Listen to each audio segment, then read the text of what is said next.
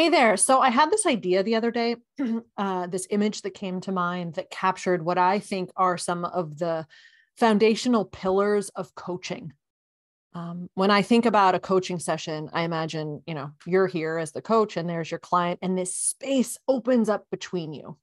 Toku McCree, I think, describes it as like an empty box. And I love that image that when you get in the room or in a session with someone, you don't quite know what's going to happen and what we're going to put in here. But when it comes to, I think, the most masterful coaching, I was like, what are the big categories of practice and skill set that we can bring into this space?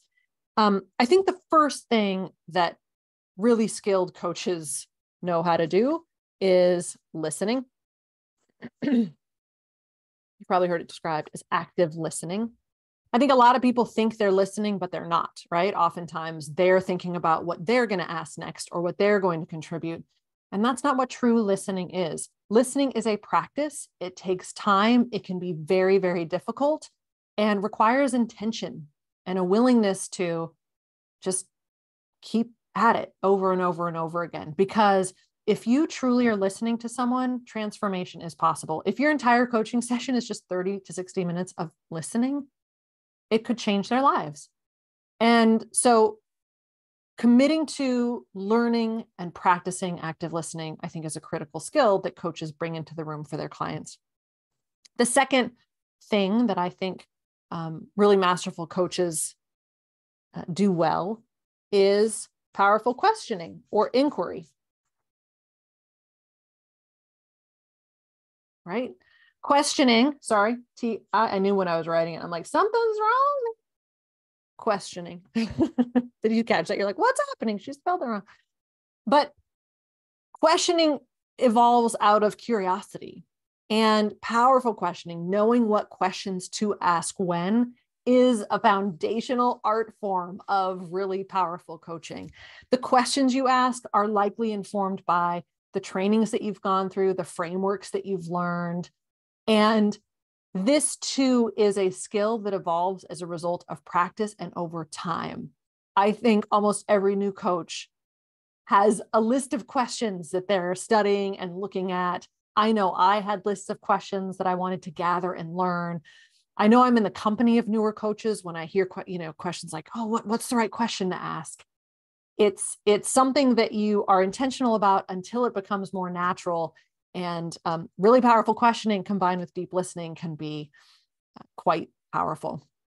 The third pillar, I think, of a just skilled and powerful coaching session is the ability to sit in silence. And I include this one because I think it can be so difficult, especially early in our coaching practice when we really want to do a good job. And we think that doing a good job means bringing in the right stuff, right? But I tell new coaches often that you don't have to do as much as you think you do to create a powerful space for someone to have some really transformational self-discovery, right? If all you do is listen and then sit in silence and maybe ask a few really good questions in the right moments, this is what I think true coaching looks like in many cases. And it's in this space that your clients are going to have very powerful insights. They're going to have aha moments.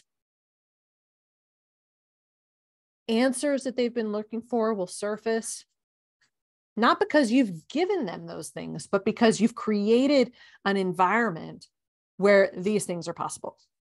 Now, the fourth part, I believe, of a coaching session, and this is where things can get very interesting, is in knowing what and when we are contributing to this container.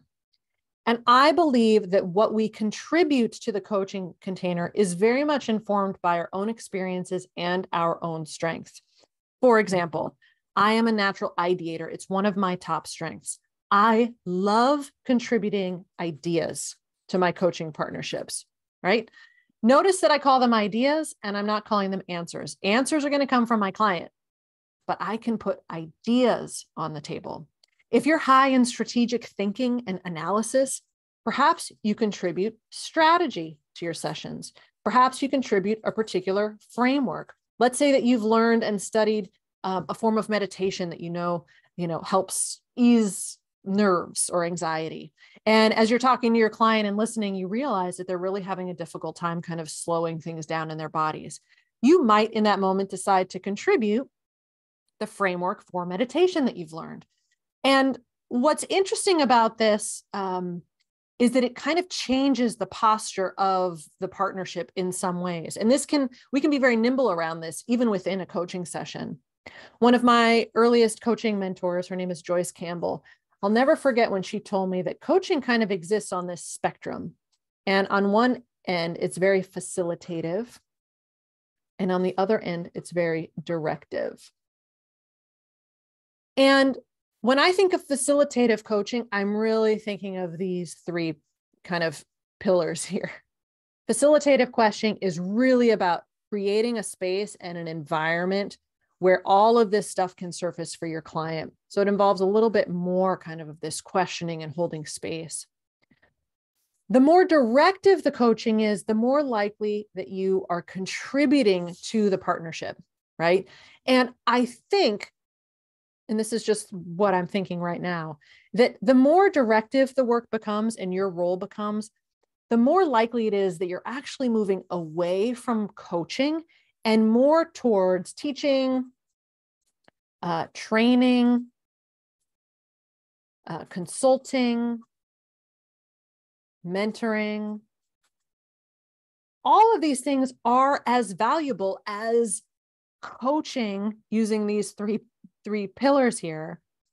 But I do think this is where the line can get a little bit blurry, right? When people are like, well, is this coaching? I'm not supposed to contribute stuff. I think contributing to a partnership can be really valuable, again, depending on your strengths and experiences. It's just helpful to recognize that the amount of contribution may shift the hat you're wearing from coaching into another discipline. The final thing that I want to add, because it's the one I'm most kind of interested in lately, is the role of an assessment. Now, an assessment is a snapshot. An assessment is informative. It is not directive. It doesn't tell anybody what to do. I think a really good assessment holds a mirror up to your client and gives them the language and insight to describe and understand things about themselves that maybe they didn't recognize before, right? A good assessment not only tells a coach about their client and informs how the coach contributes and questions and guides that person, but it also can tell your client about themselves, right? A really good assessment can give your clients a level of self-awareness and a way of communicating who they are that they may not have really had before. And that alone can lead to this. And there's some really powerful assessments out there. The one that I've been using for 3 years is called UMAP. It's what I'm going to be training other coaches to use this year. I'm a big fan.